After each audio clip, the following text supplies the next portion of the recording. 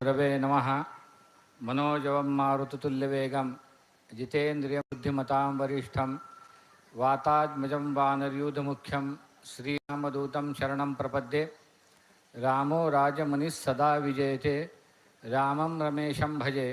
रामेणाभिहता निशाचरशमु रामाय तस्मै नमः।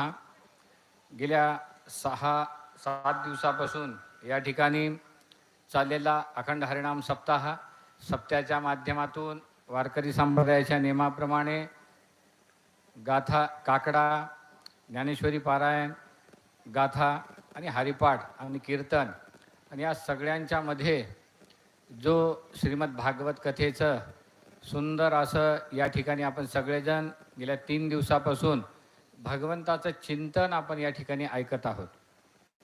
आणि त्या चिंतनाच्या माध्यमातून कथा प्रवक्ते आपल्या सगळ्यांचे आदरस्थान, श्रद्धास्थान असणारे सुनील महाराजजी आष्टीकर यांचं सुद्धा या त्यांच्या अमृतमय वाणीच्या माध्यमातून आपण सगळेजण श्रीमद भागवत कथा या ठिकाणी श्रवण करत आहोत। त्यांची टीम, गायक, वादक ते सुद्धा या ठिकाणी आहेत। खरोखरच व्यासपीठाची परवानगी घेऊन या ठिकाणी आपण 10 ते 15 मिनटं या भगवंताच्या कार्यामध्ये आपण व्यत्यय आणून हे प्रवचन करत आहोत। पण आजचा हा भाग नरसिंह जन्म झालेला आहे, आपल्या सगळ्यांचं परमभाग्य आहे। आणि त्याचबरोबर या ठिकाणी आलेल्या भागवताच्या निमित्ताने आलेल्या बाईलेकी, गावातील सर्व माता भगिनी, तरुण मंडळी, वयोवृद्ध माणसं, आमचे रमेश महाराज हे सुद्धा या ठिकाणी आलेले आहेत। खरोखरच परमभाग्य आहे की अनेक या ठिकाणी भगवंताच्या कार्यासाठी सगळेजण आज एकत्रितपणाने या ठिकाणी जमलेले आहात। खरोखरच आपल्या सगळ्यांचं एकदा व्यासपीठाकडून हार्दिक स्वागत। जय श्री कृष्ण, जय राधा। त्याचबरोबर माझं असं म्हणणं आहे की 2 मिनटं भगवंताचं भजन आधी झालेलं आहे आणि आता सुद्धा आपण सगळ्यांनी 2 मिनटं टाळ्यांच्या कडकडामध्ये भजन करायला हरकत नाही। ओम नमो भगवते वासुदेवाय, ओम नमो भगवते वासुदेवाय, ओम नमो भगवते वासुदेवाय। सगळ्यांनी टाळ्या वाजवाव्या, कारण बऱ्याच वेळापासून आपण बसलेले आहात, मलाही माहिती आहे। आणि कारण कसं आहे की भगवंताच्या महाराजांनी एवढं भजन करा म्हणल्यानंतर सुद्धा सर्व वयस्कर माणसांचे हात शांत होते, वयस्कर माता भगिनींचे हात शांत होते, तरुण माणसांचे तर हात दुखतच असतात। त्याच्यामुळे महाराजांनी जास्त गरजच नाही। त्याच्यामुळे आता 2 मिनटं भजन असं खनखन झालं पाहिजे। ओम नमो भगवते वासुदेवाय, ओम नमो भगवते वासुदेवाय, ओम नमो भगवते वासुदेवाय, ओम नमो भगवते वासुदेवाय, ओम नमो भगवते वासुदेवाय। आज या ठिकाणी आपण सगळ्यांनी सुंदर असं 5 वेळेस भगवंताचं नामचिंतन केलेलं आहे। सामूहिक नामचिंतनाचं विशेष असं महत्त्व त्याचा अतिशय जास्त असल्यामुळं या ठिकाणी सामूहिकरित्या भगवंताचं नामचिंतन झाल्यानंतर या ठिकाणी आजचा जो कथाभाग चाललेला आहे की या ठिकाणी प्रल्हादाचा जन्म झालेला आहे आणि प्रल्हादाला वयाच्या 7व्या वर्षी भगवंताची कृपादृष्टी आणि भगवंताचा अनुग्रह किंवा भगवंताचं सानिध्य या ठिकाणी लाभलेलं आहे असं म्हणायला हरकत नाही। पण मला असं वाटतं की बाबा या 3 दिवसामध्ये श्रीमद भागवत ग्रंथाचे जवळपास आजपर्यंत जर विचार करायचा झाला तर जवळपास 5 स्कंद या ठिकाणी पूर्ण झालेले आहेत। 6व्या स्कंदामध्ये बऱ्यापैकी प्रवेश झालेला आहे आणि आपल्या सगळ्यांचं परमभाग्य आहे की भागवताच्या माध्यमातून भगवंताची, संतांची आणि भगवंताची सेवा आणि नामस्मरणाचं महत्त्व या ठिकाणी सांगण्याचा सुनील महाराजजी यांचा कथा प्रवक्त्यांचा सुंदरसा असा हा प्रयोजन म्हणायला हरकत नाही किंवा त्यांच्या मुखारविंदातून भगवंताचंच गुणगान या ठिकाणी प्रत्यक्ष भगवंत अवतरित होऊन हे कथा आपल्याकडून करून घेत आहेत असं म्हणायला हरकत नाही। मला असं वाटतं की बाबा कथा केव्हा सफल होते? कथा एखादा मंडप श्रेष्ठ आहे किंवा एखादं साऊंड सिस्टीम छान आहे तेव्हा कथा सफल होत असते का? किंवा कथा प्रवक्ता आणि कथाकार आणि श्रोता जरी दोघंही या ठिकाणी असले तरी सुद्धा कथा ही श्रेष्ठ होत नसते। कथा कधी श्रेष्ठ होत असते? कथा प्रवक्ता श्रेष्ठ आहे, विद्वान आहे आणि श्रोते आहेत, तरीसुद्धा या ठिकाणी कथा ही सफल होत नसते. कथा कधी सफल होत असते? ज्यावेळेस त्या कथेमध्ये कथा प्रवक्ता आणि श्रोतावर्ग यांच्या दोघांचा ज्यावेळेस समन्वय साधला जातो आणि त्या समन्वयाच्या माध्यमातून भगवंत त्या कथेमध्ये अवतरित होऊन कथा ही प्रवाहित करत असतात, त्याच वेळेस ही कथा ही, मला असं वाटतं की बाबा ती कथा ही सफल झाल्याशिवाय राहत नाही. आणि आज आपल्या सगळ्यांचं परमभाग्य आहे की आजच्या या प्रसंगाच्या निमित्ताने भगवंताच्या नामचिंतनाच्या माध्यमातून या ठिकाणी हिरण्यकशिपू जे अवतार आहेत त्यांचा, म्हणजे आज नरसिंह अवतार यांचा अवतार झालेला आहे आणि प्रल्हादाच्या माध्यमातून भगवंताने अवतार घेऊन दुष्टांचा परिपालन करण्याचं कार्य या ठिकाणी केलेलं आहे. पण असा ह्या प्रकार जरी असेल तरी सुद्धा हे सगळं सामर्थ्य प्रल्हादाच्या ह्याच्यामध्ये आलं कुठून? प्रत्येक गोष्टीसाठी काहीतरी कारण असल्याशिवाय शक्य नाही. आणि मला असं वाटतं की बाबा ज्यावेळेस हिरण्यकशिपू दैत्याची जी पत्नी आहे त्या पत्नीला हिरण्यकशिपूने असं सांगितलं आणि ज्यावेळेस नारदांचं सानिध्य तिला लाभलं, आता महाराज सगळी कथा सांगणार आहेत पण जन्म झाल्यामुळे आपण मागचा भाग सांगत आहोत, कारण भागवतावर पुढे बोलण्याचा अधिकार आपल्याला नाही. व्यासपीठाची मर्यादा ठेवणं हे आपलं कर्तव्य आहे. आणि त्या माध्यमातून मातेचे संस्कार, आणि ज्यावेळेस मातेच्या गर्भामध्ये प्रल्हाद असतात त्यावेळेस नारदांनी त्यांच्यावर केलेले भगवंताचं नामचिंतनाचं महत्त्व, ओम नमो भगवते वासुदेवाय, या नामचिंतन या नारदांनी त्या राणीला सांगितलं, प्रल्हादाच्या आईला, आणि सांगितल्यानंतर ते नामचिंतन करायला लागले. आणि तेच नामचिंतन आपल्या नवऱ्याच्या मुखातून सुद्धा त्या राणीनं करून घेतलं 3 वेळेस. आणि त्यानंतर या प्रल्हादाच्या गर्भावर झाले संस्काराचं महत्त्व. आज हिंदू संस्कृतीचं महत्त्व असं आहे की हिंदू संस्कृतीमध्ये षोडश संस्कार आहेत. त्या षोडश संस्काराचं गर्भाधान संस्कारापासून तर शेवटच्या संस्कारापर्यंत त्या संस्कारांचं वेगवेगळं महत्त्व आहे. पण काय महत्त्व आहे तर हे पाहायचं झालं तर प्रल्हादाच्या चरित्रामधून आपण ते पाहू शकतो की बऱ्याच वेळेस आजच्या तरुण मंडळीमध्ये, आणि मला असं वाटतं की बाबा स्वामी समर्थ सेवा मंडळानं हा जो गर्भाधान संस्काराचा कार्यक्रम सामूहिकरित्या बऱ्याच सिटीमध्ये आयोजित केलेला आहे, खरोखरच त्यांनी सुंदर असा उपक्रम या ठिकाणी राबवलेला आहे म्हणायला हरकत नाही. आणि ते संस्काराचं महत्त्व काय तर ह्या प्रल्हादाच्या जीवनचरित्रावर आपल्याला पाहायला मिळेल. त्यानंतर काय महत्त्व आहे नामाचं, काय महत्त्व आहे संतांच्या कृपेचं, या प्रल्हादाच्या जीवनाच्या माध्यमातून आपल्याला पाहायला मिळेल. नारद ऋषी जर भेटले नसले असते तर प्रल्हादाचं भगवंताला अवतार घेण्यासाठी लावण्याचं सामर्थ्य हे प्रल्हादाच्या अंगामध्ये येऊ शकत नव्हतं आणि भगवंताला ते अवतार घ्यावं लागत नव्हतं. पण हे सगळं करण्याचं काम हे संतांच्या माध्यमातून भगवंत हे करत असतात. आणि ते करत असल्यानंतर संतांच्या कृपेच्या माध्यमातून साधकांच्या मुखामध्ये भगवंताचं हे नामचिंतन येत असते. आणि अशाच पद्धतीनं प्रल्हादाच्या मुखामध्ये भगवंताचं नामचिंतन यायला लागलं. आणि आजच्या या काळामध्ये सगळ्यात महत्त्वाची गोष्ट अशी आहे की संस्काराचं महत्त्व हे अत्यंत आवश्यक आहे. जोपर्यंत आपण लहान लेकरांवर संस्कार करणार नाही, पण बऱ्याच लोकांची अशी शंका असते की बाबा आमचे मुलं बिघडून गेलेले आहेत, आमचे मुलं ऐकत नाहीत, आमचे मुलं आमच्याकडे पाहत नाहीत. ह्याचं कारण काय आहे तर लहानपणी जर आपण आपल्या लेकरांना मंदिरात घेऊन गेलोत, एखाद्या ग्रंथांचं वाचन करायला लावलोत, भगवंताचं नामचिंतन करायला लावलोत, कोणासमोर कसं बसावं, कसं बोलावं, कशा पद्धतीनं वागावं, या गोष्टीचं जर ज्ञान आपण द्यायला लागलोत तर निश्चितरित्या मला असं वाटतं की बाबा त्या लेकरांवर ते संस्कार झाल्याशिवाय राहत नाहीत. दुर्भाग्याची गोष्ट अशी आहे की महाराजांचं काही जास्त वेळ मी भागवत ऐकू शकलो नाही, हे आमचं दुर्भाग्य आहे. पण मला असं वाटतं की बाबा आमच्या बोलण्याची भाषा म्हणा जरा परखडपणानं असल्यामुळं लोकांना वेगळे वाटू शकते की बाबा महाराज असं कसं म्हणले, की माझं असं मत आहे की इन्व्हेस्टमेंट कुठं करावी, भागवत कोण ऐकत आहे. महाराजांचं परम भाग्य आहे की मला असं वाटते की बाबा महाराजांनी असं कसं म्हणले असं सुनील महाराजांना वाटेल की परम भाग्य आहे महाराज तुमचं आज, कारण तुमच्या भागवतामध्ये सगळ्यात युवा शक्ती जागृत होत चाललेली आहे. नाहीतर बऱ्याच ठिकाणी भागवत ऐकायला कोण आहे, घरातून टाकून दिलेली गिराईक, कानं गेलेली गिराईक, दातं गेलेली गिराईक, बसता येईना आणि घरात बसू देईनात म्हणून ते भागवताकडे आलेली माणसं, ही अवस्था आहे.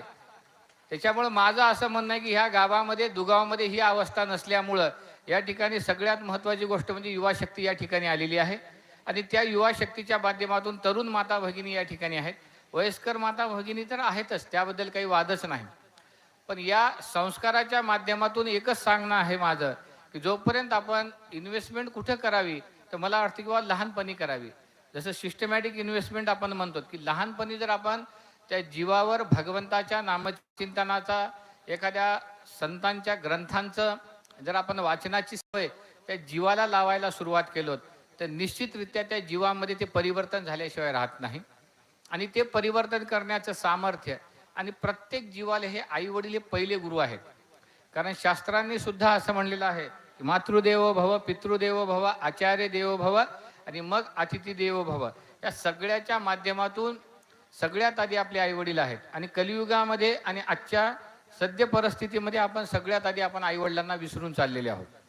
आणि याही ग्रंथामध्ये जर आपण पाहिलं तर भगवंतांनी यशोदा मातेचं सुद्धा कशा पद्धतीनं समाधान केलेलं आहे, आणि पुन्हा त्याच्यानंतर देवकी आणि वसुदेवांचं सुद्धा कशा पद्धतीने समाधान केलेलं आहे, हे आपल्याला दोन्ही मातेचं आपल्याला या ठिकाणी पाहायला भेटत आहे.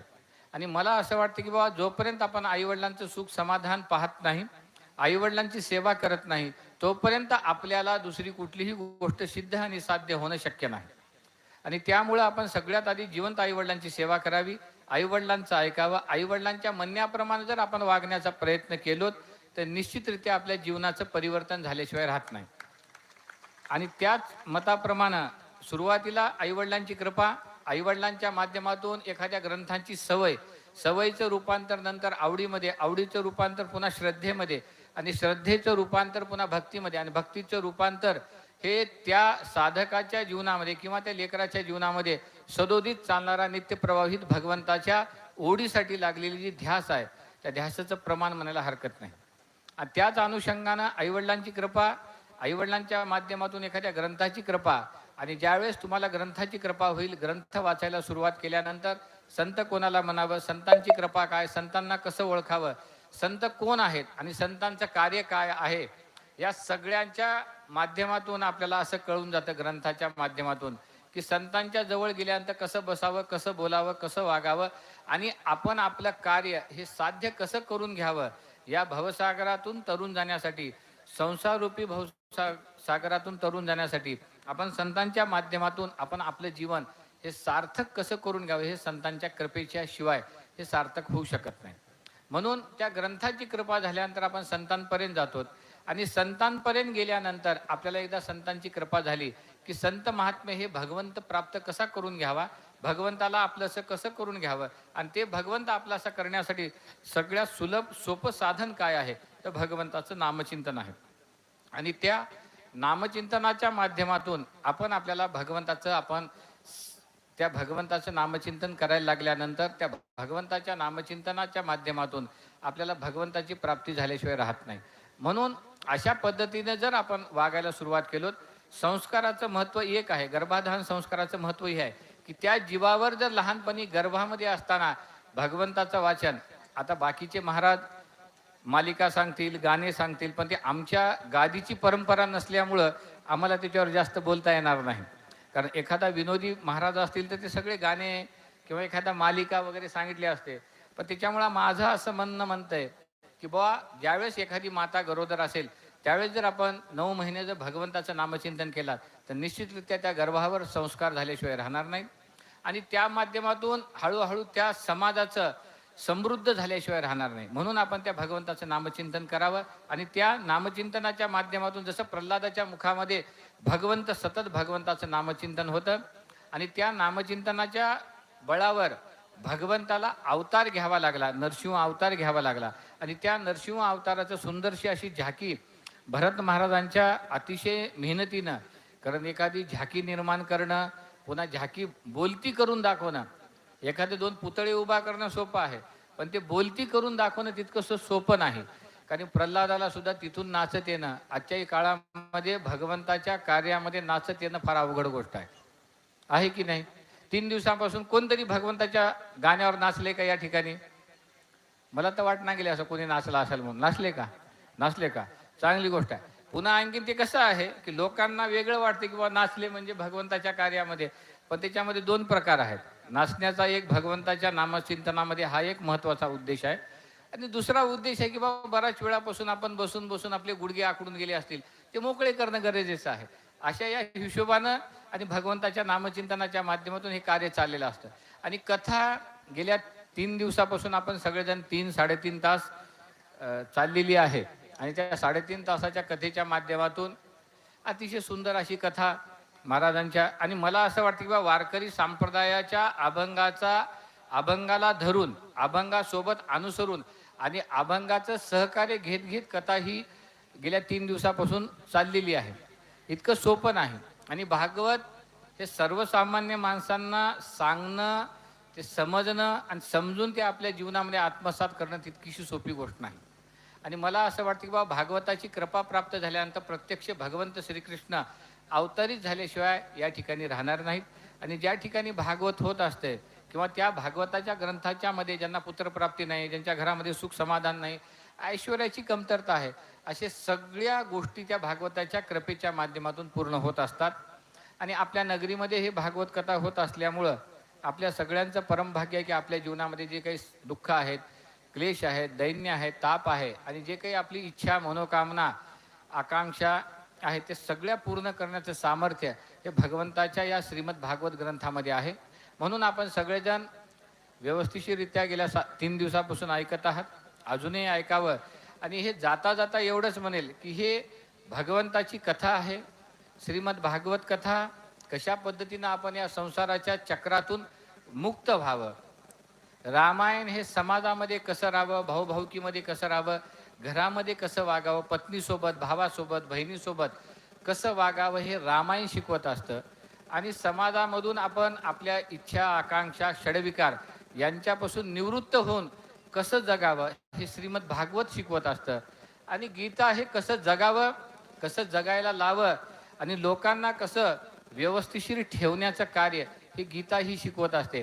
आणि या तिन्हीचाही या ठिकाणी श्रीमद भागवत कथेच्या माध्यमातून आपली चाललेली सेवा आहे. आणि भागवत इतकं सोपं नाही, कारण बराचसा स्कंदपुराण आहे, बरंचसं पद्मपुराण आहे आणि बराच श्रीमद भागवतामध्ये या दोन्ही पुराणाचा भाग आल्यानंतर श्रीमद भागवत सांगणं व्यासपीठा कथा प्रवक्त्यांना तितकं सोपं नाही. कारण आजच्या काळाप्रमाणे भागवत सांगणं तर फारच अवघड आहे मला वाटते महाराज. कारण भागवतामधले जर कथाभाग सांगायला गेलं तर सगळे 90% झोपी जातात, लोकांच्या डोक्यावरून जाते.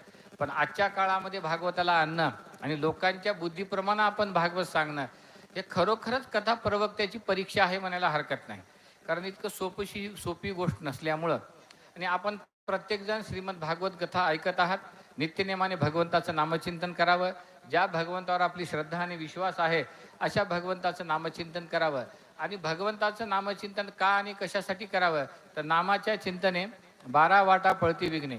आणि हे सगळं करत असताना भगवंताच्या नामचिंतनाच्या माध्यमातून संसारामध्ये येणारे दुःख, दैन्य, क्लेश, पाप, ताप हे सगळं नाहीसं करण्याची ताकद हे भगवंताच्या नामचिंतनामध्ये आहे. ज्या भगवंतावर आपली श्रद्धा आणि विश्वास आहे त्या भगवंताचा आपण नामचिंतन करावं. कोणी ओम नमः शिवाय करा, श्रीकृष्णाचं घ्या, ओम नमः भगवते वासुदेवाय करा, कोणी दत्ताचं करा. फक्त प्रश्न असा आहे की करणं महत्त्वाचं आहे. कोणत्या भगवंताचं नामचिंतन करत आहात हे महत्त्वाचं नाही, पण करणं महत्त्वाचं आहे. आणि जोपर्यंत जसं शरीरावर नाकाची आवश्यकता आहे, कानाची आवश्यकता आहे, डोळ्यांची आवश्यकता आहे, दोन्ही हातांची आवश्यकता आहे, त्याचप्रमाणे भगवंताच्या नामस्मरणाशिवाय आपलं जीवन हे व्यर्थ आहे. म्हणून आपण सगळेजण भगवंताचं नामचिंतन करावं. आपल्या सगळ्यांवर भगवंताची कृपा राहावी आणि आपल्या सगळ्यांचं जीवन हे सुखमय, समृद्ध व्हावं आणि सगळ्यांच्या जीवनामध्ये मंगलमय वातावरण व्हावं हीच भगवंताच्या चरणी प्रार्थना करून या ठिकाणी आपण झालेली सेवा भगवंताच्या चरणीच अर्पण करून या ठिकाणी आपण थांबूया. गोपाल कृष्ण भगवान की जय. सद्गुरु नराशाम महाराज की जय.